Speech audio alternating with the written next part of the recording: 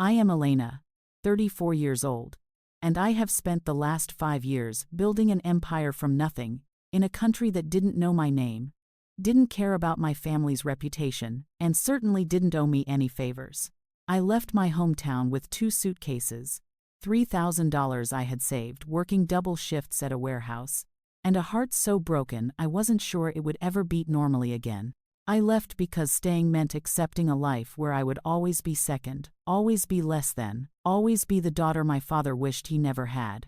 But I didn't come back to prove anything to him. I came back because my mother, the woman who sacrificed everything so I could have a chance at something better, stopped answering my calls 3 months ago. I came back because the money I had been sending every month, the money that should have ensured she lived comfortably in the house I purchased with my own blood, sweat, and tears, had been returned to my account with a note from the bank saying the account holder had closed the receiving account. I came back because something was wrong, and the silence from my family told me everything I needed to know while telling me nothing at all. The flight from Singapore to Manila was 14 hours of turbulence, bad coffee, and a gnawing anxiety that sat in my chest like a stone. I had built a life overseas that my younger self could never have imagined. I was the chief technology officer of a fintech company valued at nearly $200 million. I had an apartment overlooking Marina Bay, a team of 60 engineers who respected me, and a reputation in the industry as someone who could turn failing products into market leaders. I had everything I had ever wanted professionally, and yet none of it mattered as the plane touched down on the tarmac of Ninoy Aquino International Airport. None of it mattered because the only thing I could think about was my mother's face, the sound of her voice on our last phone call, the way she had said, "I'm fine, Anak, don't worry about me," in a tone that sounded nothing like fine. Mothers lie to protect their children. I knew this. I had always known this. But I had been too busy, too consumed with my own success, too convinced that money could solve every problem, to hear the truth beneath her words. I didn't tell anyone I was coming. Not my father, not my half-brother Victor, not my stepmother Cecilia. I wanted to see the truth with my own eyes, before anyone had a chance to construct a lie. I had learned that lesson the hard way 5 years ago, when I discovered that the people closest to you are often the most skilled at deception. I took a taxi from the airport, watching the familiar streets of Metro Manila blur past the window, feeling like a stranger in the city where I was born. Everything had changed and nothing had changed. The traffic was still a nightmare. The jeepneys still belched black smoke into the humid air, and the billboards still promised happiness in exchange for products nobody needed. But I had changed. The girl who left this city had been desperate, heartbroken, and determined to prove her worth. The woman who returned was something else entirely. I wasn't desperate anymore. I wasn't heartbroken. I was furious, and fury, I had learned, was a far more useful emotion than despair. The house sat at the end of a quiet street in a gated subdivision in Quezon City. It was a modest 2-story home with a small garden in front, and a gate painted the same shade of blue my mother had always loved. I had purchased it 4 years ago, wiring the money directly to a lawyer I trusted, ensuring that the deed was in my mother's name, and my mother's name alone. It had cost me nearly everything I had saved at that point, but I didn't care. My mother had spent her entire life in rented rooms and cramped apartments, always at the mercy of landlords and relatives who reminded her of her place. I wanted to give her something that was hers, something no one could take away, a place where she could grow old in peace and dignity. I had never seen the house in person, only in photographs my mother had sent during the first year, images of her standing proudly in front of the blue gate, smiling the way she used to smile when I was a child and the world hadn't yet taught her to expect disappointment. But as I stood outside that gate now, something felt wrong. The garden was immaculate, more manicured than anything my mother would have maintained. She had always preferred wildflowers and herbs, practical plants that could be used in cooking, not the ornamental roses and trimmed hedges I saw before me. There were 2 cars parked in the driveway, neither of which my mother could afford, a white SUV and a black sedan that gleamed in the afternoon sun. The curtains in the windows were different from the ones in the photographs, heavier and more expensive, the kind of curtains that belonged in a showroom rather than a family home. I felt my heart begin to race as I pushed open the gate, the metal squeaking slightly on its hinges. The sound must have alerted someone inside because the front door opened before I was halfway up the path, and a woman stepped out onto the porch. She was wearing a uniform, a maid's uniform, gray dress, white apron, hair pulled back in a tight bun. She was thin, thinner than I remembered, and her shoulders curved forward in a posture of submission that I had never seen from her before. It took me 3 full seconds to recognize her. 3 seconds during which my brain refused to accept what my eyes were seeing. 3 seconds during which the world seemed to tilt on its axis and threatened to throw me off entirely. The woman in the maid's uniform was my mother. I stopped walking. I couldn't move. I couldn't breathe. My mother stood on the porch of the house I had bought for her, wearing the clothes of a servant, and she was staring at me with an expression that mixed shock, shame, and something that looked terrifyingly like fear. She opened her mouth to speak, but before she could say anything, another voice cut through the silence, a voice I recognized immediately, a voice that made my blood turn to ice. "Rosa, who's at the gate? If it's another delivery, tell them to go around to the back." Cecilia appeared in the doorway behind my mother, my stepmother, the woman my father had married 6 months after my mother filed for divorce, the woman who had made it her life's mission to ensure that my mother and I were erased from the family narrative, the woman who stood in my mother's house wearing designer clothes and jewelry that cost more than most people earned in a year. She looked the same as I remembered, elegant and cold, with perfectly styled hair and lips painted the color of dried blood.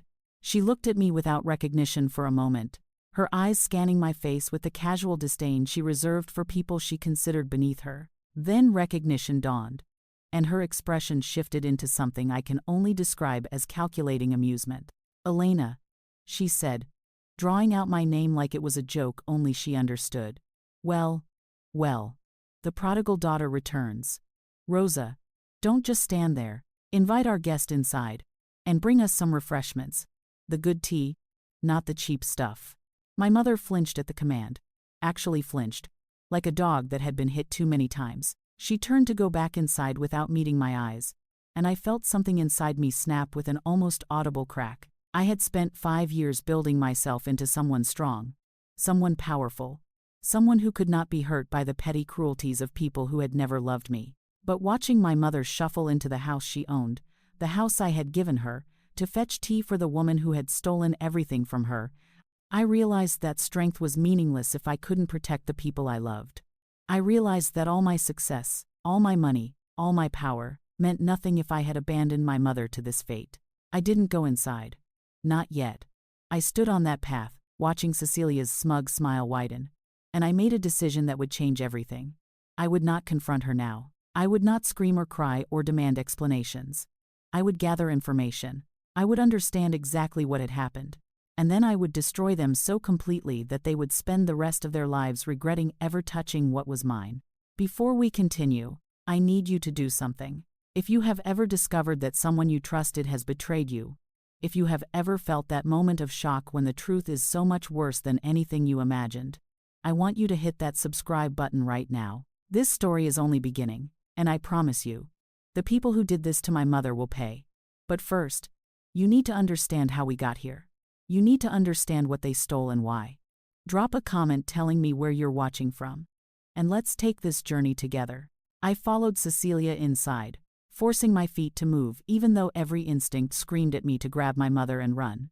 The interior of the house had been completely transformed. Gone were the simple furnishings I had seen in my mother's photographs, replaced by expensive sofas and abstract art and a massive flat-screen television mounted on the wall. The kitchen, which my mother had shown me in a video call 2 years ago, had been renovated with marble countertops and stainless steel appliances. It was beautiful, luxurious, and absolutely nothing like the home I had intended to give my mother. It looked like Cecilia's house because, I realized with growing horror, it had become Cecilia's house in every way that mattered. My mother emerged from the kitchen carrying a tray with a teapot and cups. Her hands were shaking. She set the tray down on the coffee table without looking at me, and I noticed that her fingernails were cracked and unpolished, the hands of someone who spent her days scrubbing and cleaning and serving. I noticed the dark circles under her eyes, the thinness of her wrists, the way she held herself like she was trying to take up as little space as possible. This was not the mother I remembered.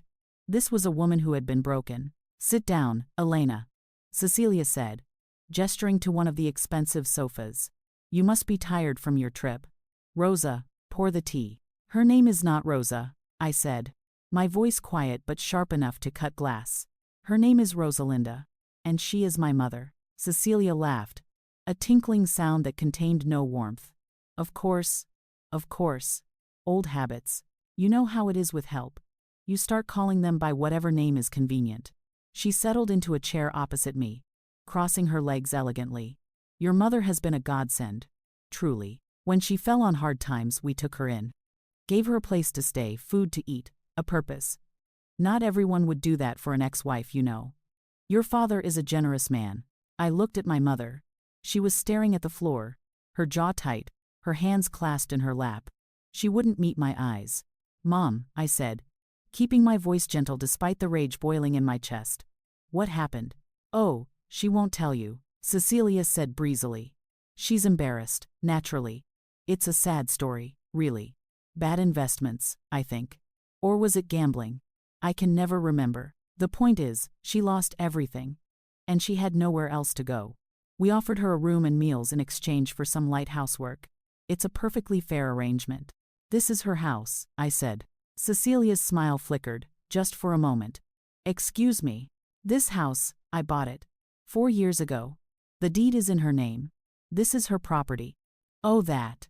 Cecilia waved her hand dismissively. There was some paperwork issue. A misunderstanding with the bank. The house was never properly transferred. Your father sorted it all out. The deed is in his name now, has been for almost 3 years. The words hit me like physical blows. 3 years. My mother had been living in her own home as a servant for 3 years, and I hadn't known. I had been sending money every month, money that was supposed to keep her comfortable, money that was supposed to give her independence, and somehow, impossibly, it had all been stolen from her. Where is my father? I asked. At work. He's very busy these days. The construction company is doing well. We're expanding into real estate development. Cecilia picked up her teacup and took a delicate sip. He'll be so surprised to see you. We all thought you had forgotten about us. You know. Running off to another country, never visiting, never calling. I called every week, I sent money every month. Did you? Cecilia's eyes widened in mock surprise. Funny. I don't remember any calls. And the money?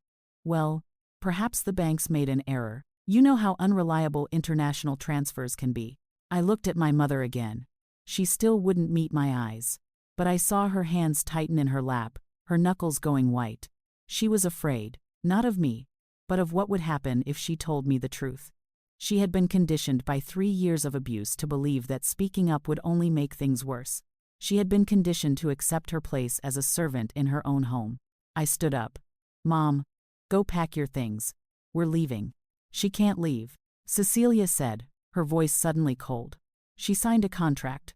Room and board in exchange for household services. If she breaks the contract, she'll owe us for 3 years of living expenses. That's quite a lot of money, Elena. More than either of you can afford. I'll pay it. Cecilia laughed again. But this time there was an edge to it. With what? I've seen your financial records. Your father keeps track of these things. You work for some little tech company overseas. You make a decent salary, but nothing special. Certainly nothing that would cover the debt your mother owes us. I realized then that they had no idea. They had no idea who I had become. They were still operating on 5-year-old information. Still picturing me as the desperate girl who had fled the country with nothing but hope and determination. They didn't know about my position, my shares in the company, my net worth that had quietly grown into 8 figures. They didn't know that I could buy this entire subdivision and still have money left over. And I decided, in that moment, not to tell them. Let them underestimate me. Let them think I was still the powerless daughter they had discarded. It would make the eventual reckoning so much sweeter. I need some time, I said, forcing my voice to remain calm. I just arrived. I'm tired. Can we discuss this tomorrow? Of course, Cecilia said, her smugness returning now that she believed she had won. There's a hotel down the road. Nothing fancy. But clean. Your mother can give you directions. Actually, I said, I'd like to stay here tonight. In my mother's room. Since this is her house, after all. Something flickered in Cecilia's eyes. Annoyance, perhaps. Or suspicion. But she covered it quickly with another of her cold smiles. The guest room is being renovated. But I suppose Rosalinda can make up the couch in the living room for you. It's quite comfortable, or so I'm told. The couch will be fine, I said. That night, After Cecilia had retired to the master bedroom, and the house had fallen silent, I sat with my mother in the small room off the kitchen that had become her quarters. It was barely larger than a closet, containing only a narrow bed, a single dresser, and a small window that looked out onto the back garden. There were no photographs on the walls, no personal items, nothing that indicated this was the room of a woman who had lived a full and meaningful life. It was the room of a ghost. My mother sat on the edge of the bed, her hands folded in her lap, her eyes still avoiding mine. I knelt on the floor in front of her, taking her hands in mine, feeling how cold and rough they had become. "Mom," I said softly, "please, tell me what happened." For a long moment, she said nothing. Then, slowly, the story began to emerge.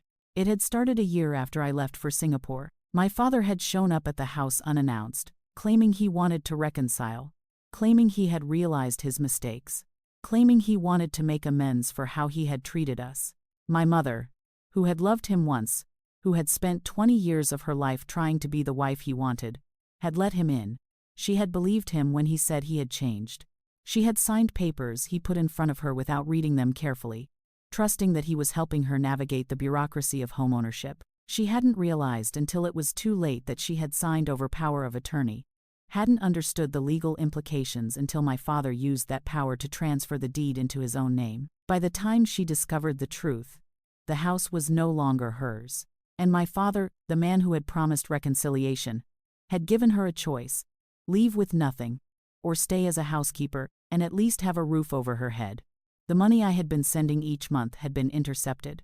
My father had access to her bank accounts through the power of attorney, and he had been withdrawing my deposits and using them for his own purposes. The phone calls I had made had been monitored, and eventually, Cecilia had found ways to prevent my mother from answering, claiming the phone was broken, claiming my mother was too busy, inventing excuse after excuse until my mother had simply given up trying to communicate with me. They had isolated her completely, cut her off from the outside world, made her dependent on them for everything. And for 3 years, my mother had endured it because she believed she had no other choice. "Why didn't you tell me?" I asked, tears streaming down my face. "Why didn't you find a way to get a message to me?" My mother finally looked at me, and I saw in her eyes a depth of shame and exhaustion that made my heart shatter into 1,000 pieces. "I was ashamed," she whispered. "I was stupid enough to trust him. I lost everything you gave me. How could I tell you that? How could I admit that I failed you?" "You didn't fail me," I said fiercely. "They stole from you. They lied to you. They trapped you. None of this is your fault. I'm old, Elena. I'm tired. I just wanted to survive. I didn't have the strength to fight." I pulled her into my arms and held her while she cried. I held her while she apologized for things that were never her fault. I held her while she told me how Cecilia had treated her, the constant insults, the impossible demands, the humiliation of serving meals to guests while being introduced as the help. I held her while she described how Victor, my half-brother, had laughed at her when she stumbled while carrying a heavy tray, how he had called her names I won't repeat, how he had treated her like she was less than human. I held her until she had no more tears left, and then I made her a promise. "Tomorrow," I said, "everything changes. I'm going to get you out of here. I'm going to fix this. And I'm going to make them pay for every single moment of suffering they caused you." My mother shook her head weakly. "You can't fight them, Anak. Your father has connections. Lawyers. Money. He always wins." I smiled, and it was not a kind smile. "Mom, I have something he doesn't know about. I have resources he can't imagine. And I have 5 years of anger that I've been saving for exactly this moment. Trust me. They're not going to know what hit them." The next morning, I left the house before anyone else was awake. I took a taxi to the most expensive hotel in Makati, checked into a suite that cost more per night than my father probably made in a month, and began making phone calls. By noon, I had a team assembled: a corporate lawyer from one of the top firms in the Philippines, a forensic accountant who specialized in fraud investigation, a private investigator who came highly recommended, and a real estate attorney who understood property law better than anyone in the country. I laid out the situation for them, provided them with all the documentation I had, and gave them a simple directive: find every crime my father and stepmother had committed, trace every peso they had stolen, and build a case so airtight that no amount of connections or money could save them. The forensic accountant was the first to report back, and what he found was worse than I had imagined. My father hadn't just stolen the house and my monthly remittances, he had been systematically looting my mother's identity for years. He had taken out credit cards in her name and maxed them out.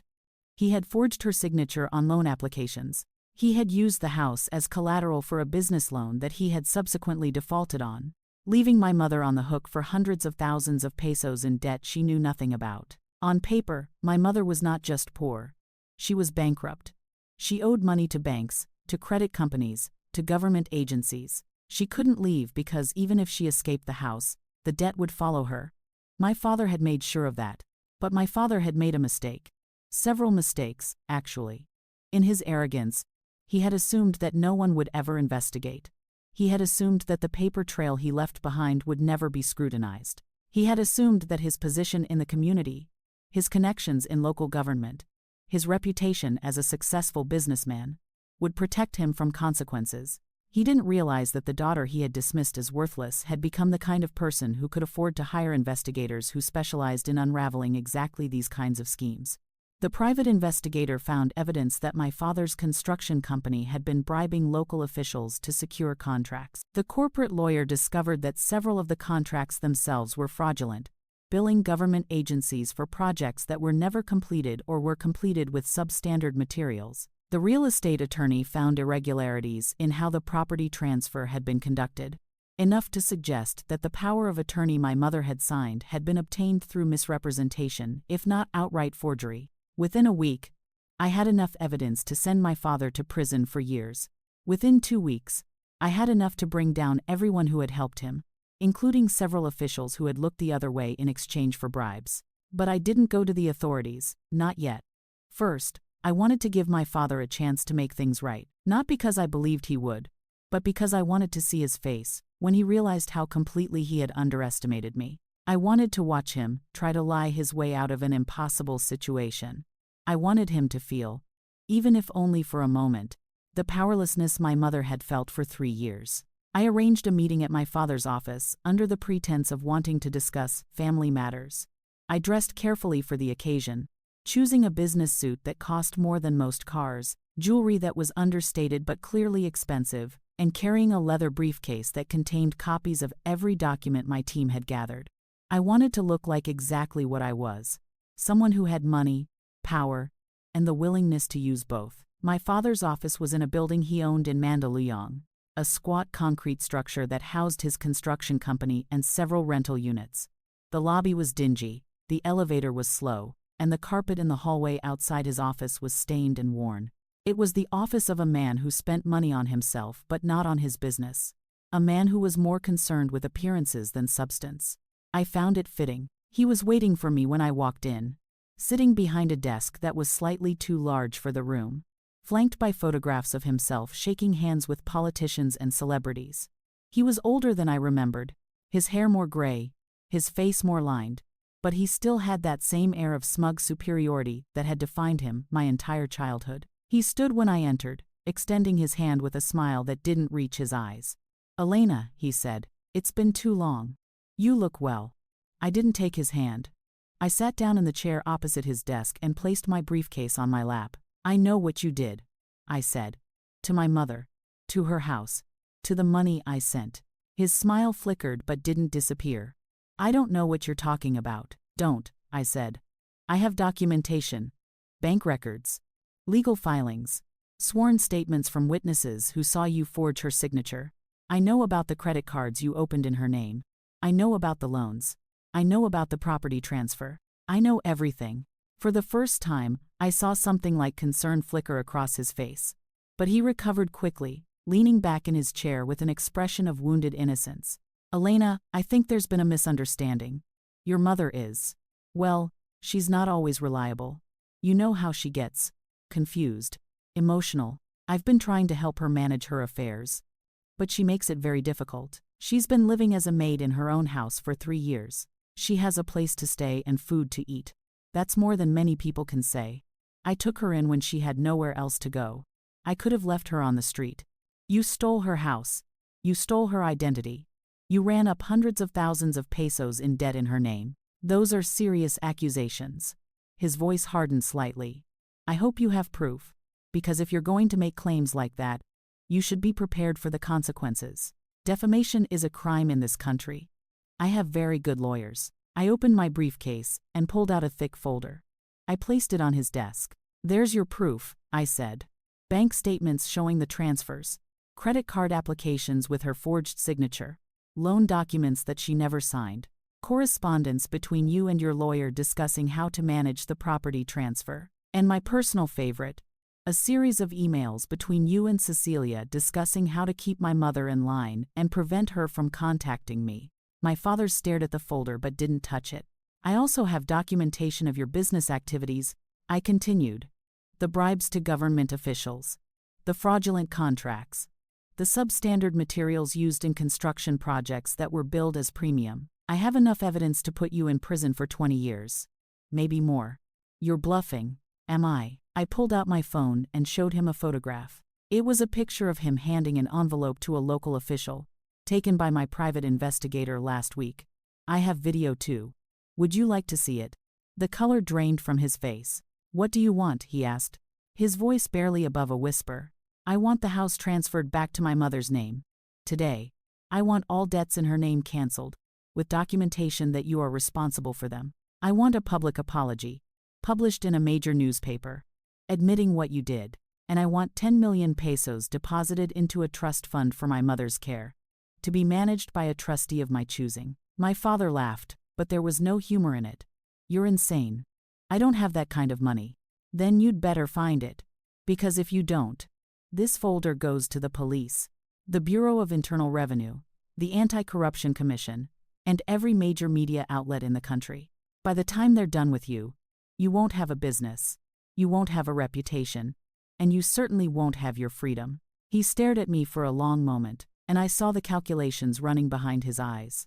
He was trying to figure out how to escape, how to turn this around, how to regain the upper hand. I watched him run through options and discard them one by one. Finally his shoulders slumped.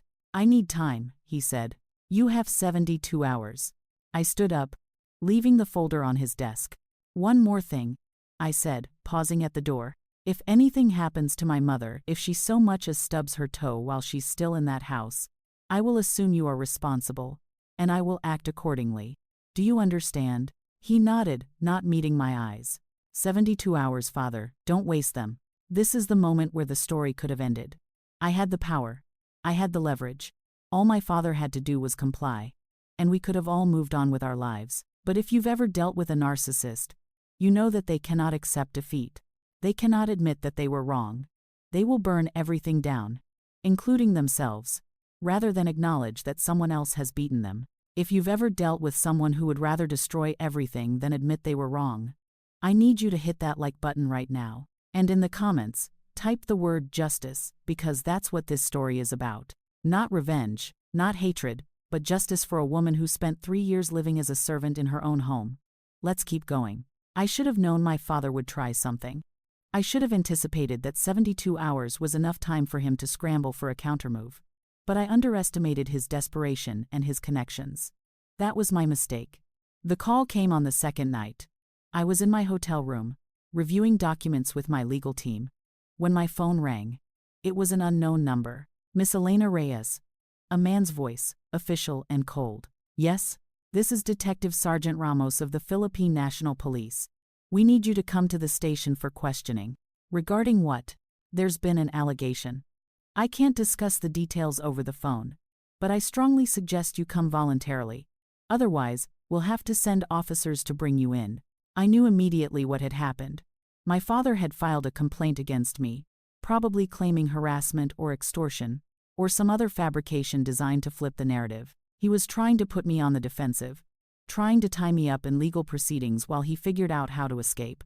It was a predictable move, and I had prepared for it. I'll be there in an hour, I said, but I'll be bringing my lawyer.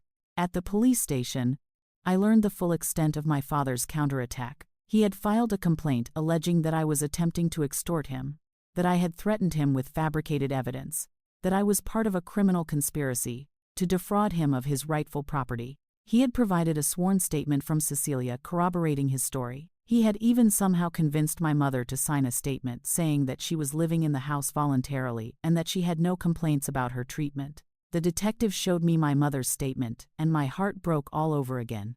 Her signature was shaky, clearly coerced, and the wording was stilted and formal. Nothing like how my mother actually spoke. They had forced her to betray me to save themselves. My mother signed this under duress. I told the detective. She's been living as an unpaid servant in that house for 3 years. She's a victim, not a witness. That's a serious allegation, the detective said. Do you have evidence? I looked at my lawyer. He nodded.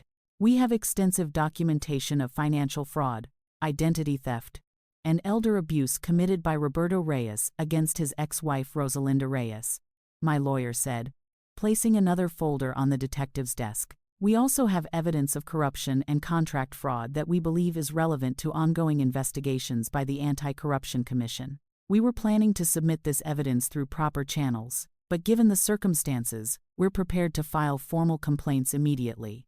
The detective looked at the folder, then at my father's complaint, then back at me. I saw him weighing the options, calculating who was more powerful, whose story was more believable. I saw him realize that this was not a simple case of a family squabble, that there were larger forces at play, that he was potentially sitting on a scandal that could end careers far more important than his own. I'm going to need some time to review these materials, he said finally.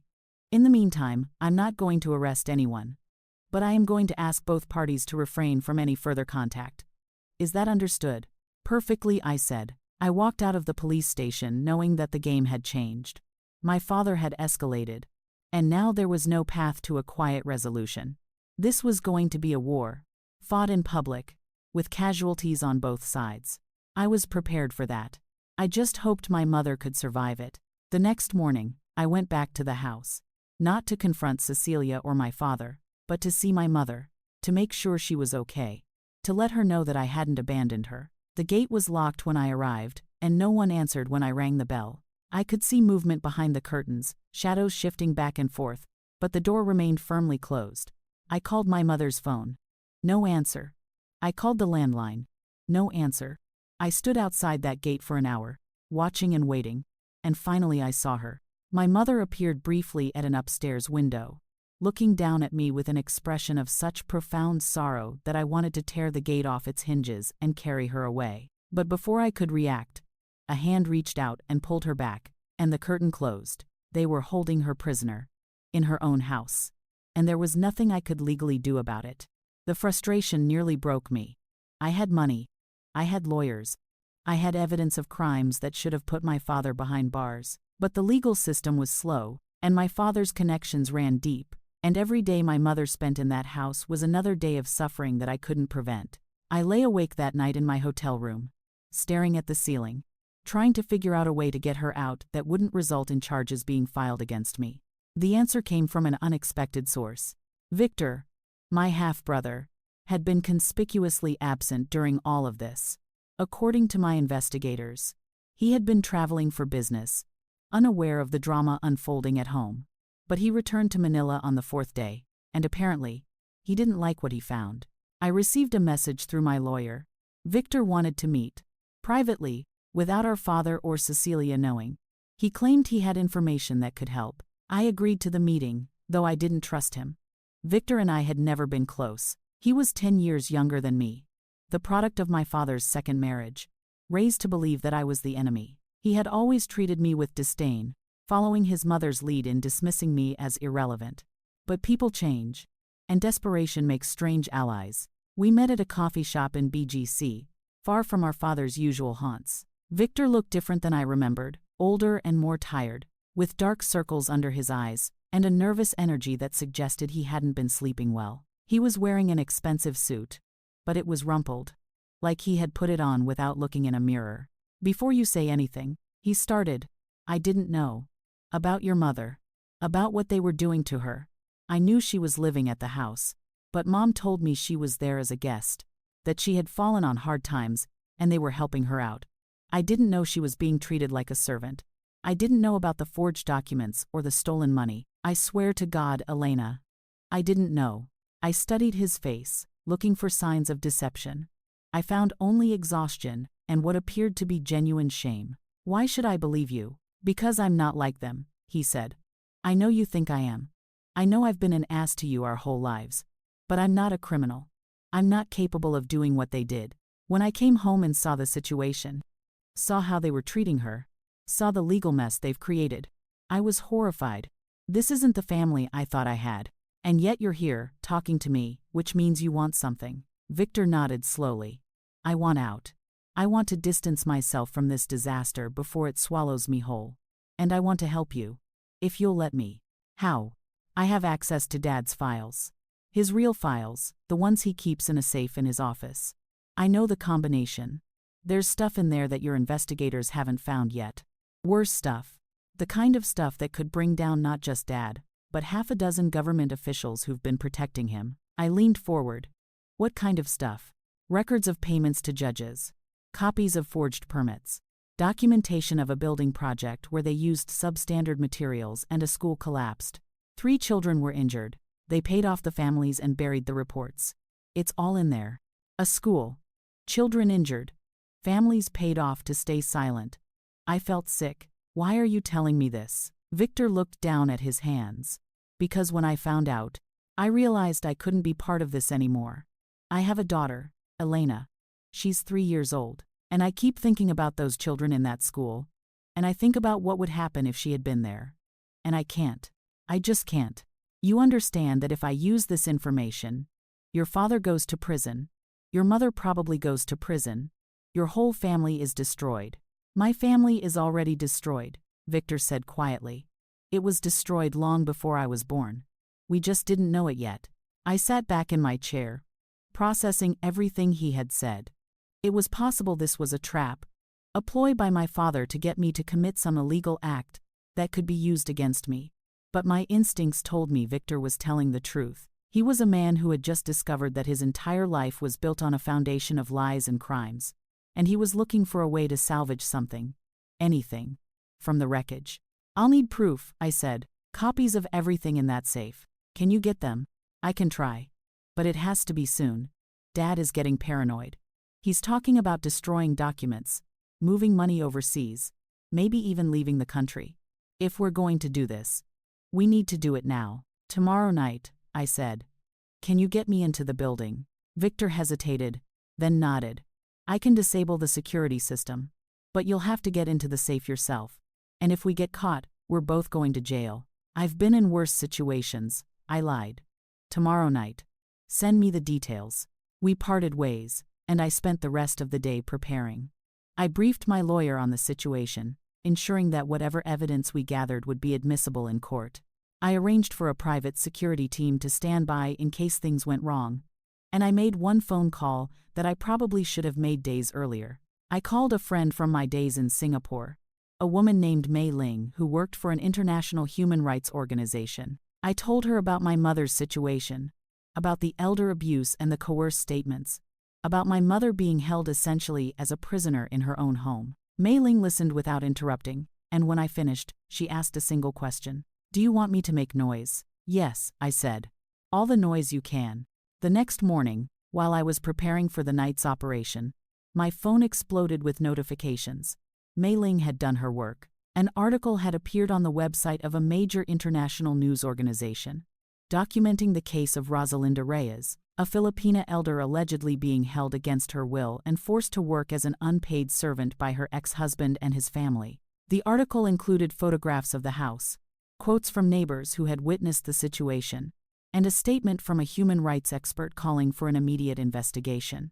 Within hours, the story had been picked up by local media. Television vans appeared outside the house in Quezon City. Reporters knocked on the door demanding comments. The police, who had been content to let the matter stew in bureaucratic limbo, suddenly found themselves under pressure to act. By noon, a team of social workers had arrived at the house with a court order to check on the welfare of Rosalinda Reyes. I watched the television coverage from my hotel room, tears streaming down my face, as my mother was escorted out of the house by social workers. She looked confused and frightened, but she was free. Cecilia tried to block the doorway, protesting loudly about harassment and false allegations. But she was pushed aside. My father was nowhere to be seen. I went to the social services office where my mother had been taken. There were reporters outside, cameras flashing, microphones thrust toward anyone who looked official. I pushed through the crowd and into the building, where a kind social worker led me to a small room where my mother was waiting. She looked up when I walked in, and for a moment, neither of us could speak. Then she was in my arms, sobbing, and I was sobbing too, and the social worker quietly closed the door to give us privacy. "I'm sorry," my mother kept saying. "I'm so sorry." "There's nothing to be sorry for," I told her. "It's over. They can't hurt you anymore." But even as I said the words, I knew they weren't entirely true. My father was still out there, still dangerous, still capable of causing harm. The evidence in his safe was still waiting to be retrieved. And there was still the matter of the school collapse, the injured children, the covered-up crimes. My mother was safe, for now. But the story wasn't finished. That night, I kept my appointment with Victor. I arrived at my father's office building at midnight, dressed in dark clothes, carrying a small bag with tools I had purchased that afternoon. Victor was waiting by a side entrance, looking more nervous than I had ever seen him. "The security cameras are looped," he whispered. "But we only have about an hour before the pattern becomes obvious. The safe is in Dad's private office on the 3rd floor." We moved through the darkened building, up stairs that creaked with every step, past offices that smelled of dust and stale cigarettes. My father's private office was locked, but Victor had a key. Inside, behind a painting of a mountain landscape, was a small wall safe. "The combination is Mom's birthday," Victor said. "She doesn't know that. I don't think she'd appreciate the irony." I entered the numbers and the safe clicked open. Inside were stacks of documents, folders thick with papers, USB drives, and a handful of cash in various currencies. I took everything, stuffing it all into my bag while Victor kept watch at the door. "We need to go," he whispered. "Someone's coming." I heard footsteps in the hallway, heavy and slow. The night security guard, probably, making rounds that Victor had assured me wouldn't happen for another half hour. We slipped out through a back window, dropped onto a fire escape, and descended into an alley behind the building. By the time the security guard reached my father's office, we were 3 blocks away, disappearing into the labyrinth of Manila's midnight streets. In the taxi back to my hotel, I began looking through the documents. What I found was worse than anything Victor had described. Records of bribes dating back decades, correspondence with government officials that revealed a vast network of corruption, detailed accounts of construction projects where safety standards had been ignored, where inspectors had been paid to look the other way, where lives had been put at risk to save money.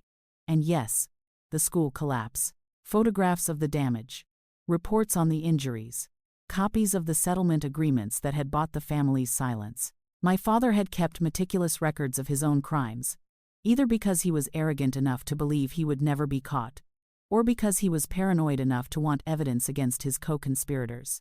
I didn't sleep that night. Instead, I organized the documents, made copies, and prepared a comprehensive package for the authorities. By morning, I had sent copies to the Anti-Corruption Commission, the Department of Justice, and a trusted journalist who had covered corporate malfeasance for years. I also sent a copy to my lawyer with instructions to file formal charges on my mother's behalf. The next few weeks were a whirlwind. My father was arrested at his office, handcuffed in front of his employees, and Perp walked past a crowd of reporters who had been tipped off about the timing. Cecilia was arrested at home, found frantically trying to destroy documents, which only added obstruction of justice to her growing list of charges. The government officials who had been protecting my father suddenly found themselves under investigation, their careers unraveling as the full extent of the corruption was revealed. The story of the school collapse made national headlines, and the families who had been paid off came forward to tell their stories, emboldened by the knowledge that justice was finally being served. My mother watched it all from the small apartment I had rented for her, a cozy place with big windows and a view of a park where children played. She was seeing a therapist twice a week, working through 3 years of trauma, slowly rediscovering the person she had been before my father had broken her. It was a long road, and some days were harder than others, but she was free, and she was safe, and that was all that mattered. As for Victor, he cooperated fully with the investigation, providing testimony that corroborated the documentary evidence. In exchange for his cooperation, prosecutors agreed not to charge him as an accessory to his parents' crimes. He sold his shares in the family business, divorced himself from the Reyes name, and moved with his wife and daughter to a small town in the province where nobody knew his history. I heard he opened a hardware store. Something simple and honest. Something that wouldn't keep him up at night wondering if he was complicit in someone's suffering. I stayed in Manila for 6 months. Longer than I had planned. Longer than my company was comfortable with. But there were court appearances to attend, depositions to give, and a mother who needed me nearby. When I finally returned to Singapore, it was with a promise to visit every month and a phone that was never more than an arm's reach away. The trials took over a year. My father was convicted on multiple counts of fraud, corruption, and elder abuse. He was sentenced to 25 years in prison, a term he would likely not survive given his age and declining health. Cecilia received a lighter sentence, 15 years. But her appeals were denied, and she was sent to a women's correctional facility where her expensive tastes and sense of superiority would serve her poorly. The government officials who had enabled them received varying sentences, and several resigned in disgrace before they could be prosecuted. The story became a cautionary tale, cited in anti-corruption campaigns and law school case studies. The house in Quezon City was eventually returned to my mother's name, after months of legal proceedings that untangled the fraudulent transfers. But my mother didn't want to live there. Too many bad memories, she said. So we sold it and used the money to purchase a small beachfront property in Batangas. A place where she could wake up to the sound of waves and fall asleep watching the stars. She took up gardening again, planting the wildflowers and herbs she had always loved. And slowly, day by day, she began to heal. This is the moment in the story where I'm supposed to talk about forgiveness. I'm supposed to say that I forgave my father, that I let go of my anger, that I found peace through releasing my resentment. But I would be lying if I said that. I never forgave him. I never will. Some crimes are too great for forgiveness. And what he did to my mother, the woman who gave me life and loved me unconditionally, is beyond any mercy I am capable of granting. But I did find peace, eventually. Not through forgiveness, but through action. I found peace in knowing that I had done everything in my power to protect my mother. I found peace in knowing that my father would spend the rest of his days paying for his crimes. I found peace in knowing that the children who were hurt in that school collapse finally had acknowledgement and restitution. I found peace in building a life that was entirely my own, untouched by the poison of my father's legacy. If you're listening to this story and you've ever been in a situation where someone you trusted betrayed you, where someone who was supposed to protect you became your abuser, I want you to know something. It's not your fault. It was never your fault. The shame belongs to them, not to you. And if you're still in that situation, if you're still trapped by someone else's cruelty, please know that there is a way out. It may not be easy, and it may not be quick, but it exists. You are stronger than you know, and you deserve a life free from fear. Hit that like button if you believe that everyone deserves to be safe. Subscribe if you want to hear more stories of resilience and justice. And in the comments, tell me, what would you have done in my situation? I'll be reading every response. 2 years after my father's conviction, I received a letter at my office in Singapore. The return address was the New Bilibid prison, where my father was serving his sentence. I stared at the envelope for a long time before opening it. The letter was short, 3 paragraphs, written in handwriting that had grown shaky with age and illness. My father wrote that he was dying, that the prison doctors had given him less than 6 months, that he wanted to see me before the end. He wrote that he had things to say, explanations to offer, perhaps even apologies to make. He wrote that he understood if I refused, but he hoped I would consider his request. I put the letter down and looked out the window at the Singapore skyline. The sun was setting, painting the sky in shades of orange and purple, and I thought about everything that had happened, everything that had been lost and found, everything that still lay unresolved between me and the man who had given me half my DNA. I didn't write back. Instead, I booked a flight. The prison was located outside Manila, a sprawling complex surrounded by concrete walls and barbed wire. I went through security, signed forms, and was led to a visiting room that smelled of disinfectant and despair. My father was already there, sitting at a table, wearing the orange uniform of a convicted criminal.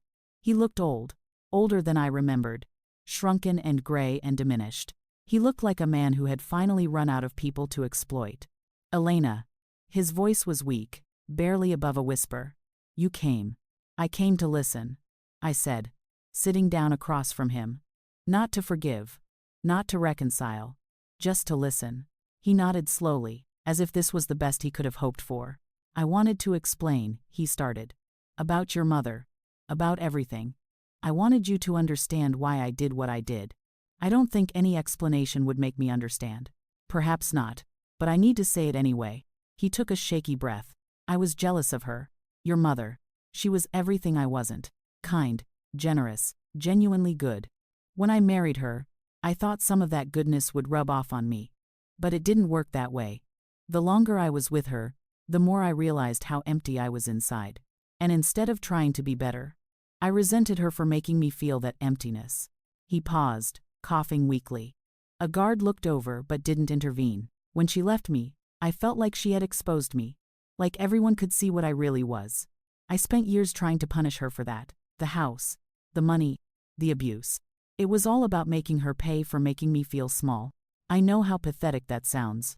I know it doesn't excuse anything. But I wanted you to know that it was never about you. It was always about my own weakness. I listened, my face carefully neutral, my hands folded in my lap. And you? I asked.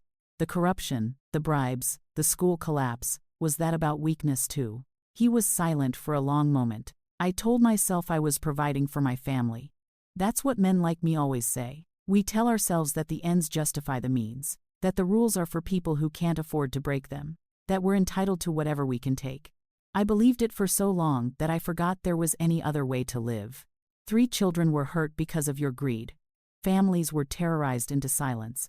My mother spent 3 years living as a slave. I know. His voice broke. I know what I did. And I have to live with it. Or die with it, I suppose. We sat in silence for what felt like an eternity. Outside, the sun had fully set, and the fluorescent lights of the visiting room cast harsh shadows across my father's face. I'm not going to forgive you, I said finally. I can't. Too much has happened. Too many people were hurt. I understand, but I'm glad I came. Not for your sake. For mine. I needed to see you like this. I needed to know that you understand what you did, even if understanding came too late. I stood up, preparing to leave. Elena. My father's voice stopped me at the door. For whatever it's worth, I'm proud of you. The person you've become. The life you've built. I know I have no right to say that. But I wanted you to hear it. I looked back at him. This broken man who had caused so much pain, who had wasted so much potential, who had destroyed so many lives, including his own. Goodbye, Father, I said. I walked out of the prison and into the night, feeling lighter than I had in years.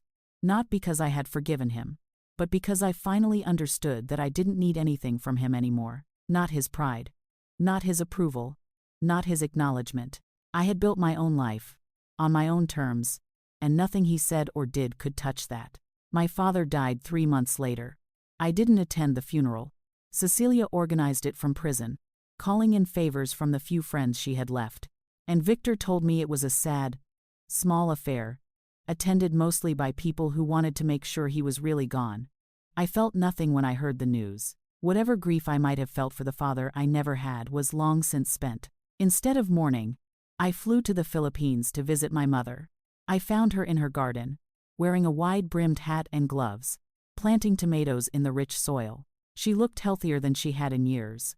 Her skin tanned from the sun, her smile easy and genuine. Anak. She wiped her hands on her apron and embraced me. I wasn't expecting you until next month. I wanted to surprise you. We spent the afternoon together, cooking lunch, walking on the beach, watching the sunset from her porch. She told me about her friends in the village, about the cooking classes she was taking, about the stray dog she had adopted who was now sleeping on her bed every night. She was happy, genuinely happy, in a way I hadn't seen since I was a child. I heard about your father, she said as we sat on the porch, watching the stars emerge. Victor called me. How do you feel? She was quiet for a moment, considering the question. Relieved, she said finally. I didn't think I would be, but I am. It's like a weight has been lifted. I spent so many years afraid of him, even after you got me out, afraid he would find a way to hurt me again. And now I know he can't. It's over. It's finally over. I reached over and took her hand. I'm sorry I wasn't here for you sooner, I said. I'm sorry I left and didn't come back until it was almost too late. Anak. She squeezed my hand. You came when it mattered. You saved me. You gave me this life, this house, this peace. How could I ever be anything but grateful? We sat there in comfortable silence, listening to the waves and the wind and the distant sounds of the village settling in for the night. And I realized that this moment, this peace, was what I had been working toward my entire life. Not success, not money, not revenge. Just this. A moment of genuine connection with someone who loved me unconditionally. When I returned to Singapore, I made some changes. I reduced my hours at work, delegating more responsibility to my team. I started a foundation in my mother's name, providing legal aid and support services to victims of elder abuse in the Philippines. I began visiting home more often, not out of obligation, but because I wanted to, because those trips nourished my soul in ways that business success never could. And I started telling my story, at first just to friends and colleagues, then to larger audiences. I spoke at conferences about resilience, about overcoming trauma, about the importance of protecting the vulnerable. I wrote articles and gave interviews and slowly, without intending to, became a voice for people who had been through similar experiences. The response was overwhelming. People wrote to me from all over the world, sharing their own stories of family betrayal and abuse, asking for advice, thanking me for giving them hope. I couldn't respond to everyone, but I read every message, and each one reminded me why I had chosen to go public with my story. This is the final thing I want to say, and I want you to listen carefully. If you are in a situation like my mother was in, if someone is hurting you or exploiting you or making you feel like you have no options, please know that you are not alone. There are people who care, organizations that can help, laws that are designed to protect you. The path out may not be easy, and you may not be able to see it right now, but it exists. You deserve safety. You deserve dignity. You deserve a life free from fear. And if you have the means to help someone else, please do. It doesn't have to be dramatic. It doesn't have to be expensive. Sometimes it's just a phone call, a listening ear, a referral to the right organization. Sometimes it's simply believing someone when they say they're being hurt. Small acts of kindness can be lifelines for people who are drowning. My name is Elena, and 5 years ago, I came home from abroad to find my mother living as a maid in the house I bought for her. Today, my mother is free and happy and living her best life in a little beachfront cottage surrounded by flowers and friends. Today, the people who hurt her are paying for their crimes. Today, I am at peace. If my story resonated with you, please hit that like button. Subscribe to this channel for more stories of resilience and justice. And in the comments, share your own story, or simply write the words that my mother needed to hear for 3 years, and never did. You are worthy. You are enough. You deserve better. This is Elena, signing off. And Mom, if you're watching this, thank you for everything. I love you more than words can say. The screen fades to black. The story is over. But somewhere in the Philippines, in a little cottage by the sea, an old woman is tending her garden, smiling at the sunset, finally living the life she always deserved.